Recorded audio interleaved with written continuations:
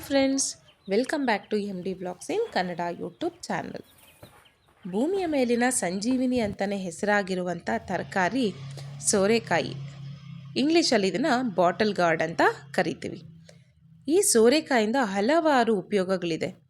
ಆದ್ದರಿಂದ ನಾನಿಲ್ಲಿ ನಿಮಗೆ ಸೋರೆಕಾಯಿನ ಉಪಯೋಗಿಸ್ಕೊಂಡು ರುಚಿಕರವಾಗಿರುವಂಥ ದೋಸೆಯನ್ನು ಹೇಗೆ ಮಾಡೋದು ಅಂತ ತಿಳಿಸ್ಕೊಡ್ತಿದ್ದೀನಿ. ಬನ್ನಿ ಹೇಗೆ ಮಾಡೋದು ಅಂತ ನೋಡೋಣ.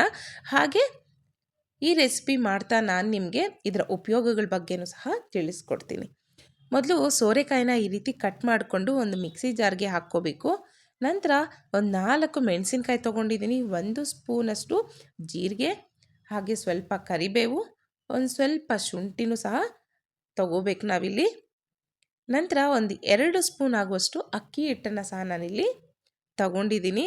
ಎಲ್ಲವನ್ನು ಸಹ ಹಾಕ್ಕೊಂಡು ಜೊತೆಗೆ ಒಂದು ಸ್ವಲ್ಪ ಕೊತ್ತಂಬರಿ ಸೊಪ್ಪನ್ನು ಸಹ ನಾವಿಲ್ಲಿ ಸೇರಿಸ್ಕೋಬೇಕು. ಕೊತ್ತಂಬರಿ ಸೊಪ್ಪಿಂದನೂ ಸಹ ಹಲವಾರು ಉಪಯೋಗಗಳು ಇದೆ. ನೋಡ್ಬೋದು, ಇಲ್ಲಿ ನುಣ್ಣಗೆ ರುಬ್ಕೊಂಡಿದ್ದೀನಿ. ಇದಕ್ಕೆ ಮೇಯ್ನಾಗಿ ಬೇಕಾಗಿರುವಂಥದ್ದು ರವೆ.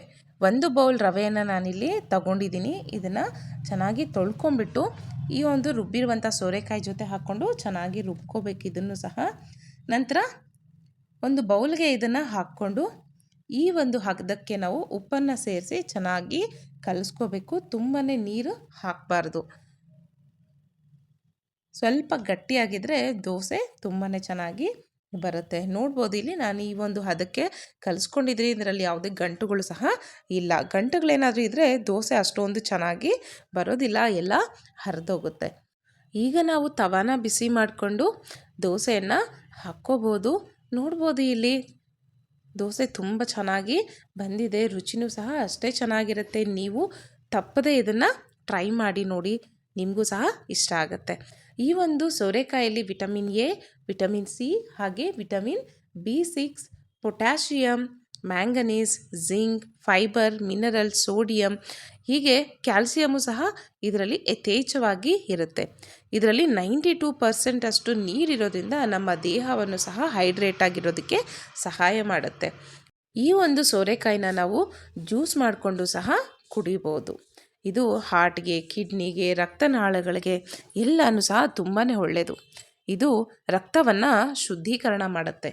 ರಕ್ತ ಶುದ್ಧಿ ಇದ್ದರೆ ಚರ್ಮರೋಗ ಅನ್ನೋದು ಬರೋದೇ ಇಲ್ಲ. ಹಾಗೆ ಕೂದಲು ಸಹ ಉದುರೋದಿಲ್ಲ. ಇಷ್ಟೊಂದೆಲ್ಲ ಉಪಯೋಗ ಇರುವಂಥ ಈ ಸೋರೆಕಾಯಿನ ನಾವು ವಾರಕ್ಕೆ ಒಂದು 2 ಸಾರಿ ಆದರೂ ತಿನ್ನೋದ್ರಿಂದ ತುಂಬಾ ಉಪಯೋಗಗಳು ಸಿಗುತ್ತೆ. ವಿಡಿಯೋ ಇಷ್ಟ ಆಗಿದರೆ ದಯವಿಟ್ಟು ಲೈಕ್ ಮಾಡಿ, ಶೇರ್ ಮಾಡಿ, ಹಾಗೆ ಸಬ್ಸ್ಕ್ರೈಬ್ ಮಾಡಿ. ಬಾಯ್.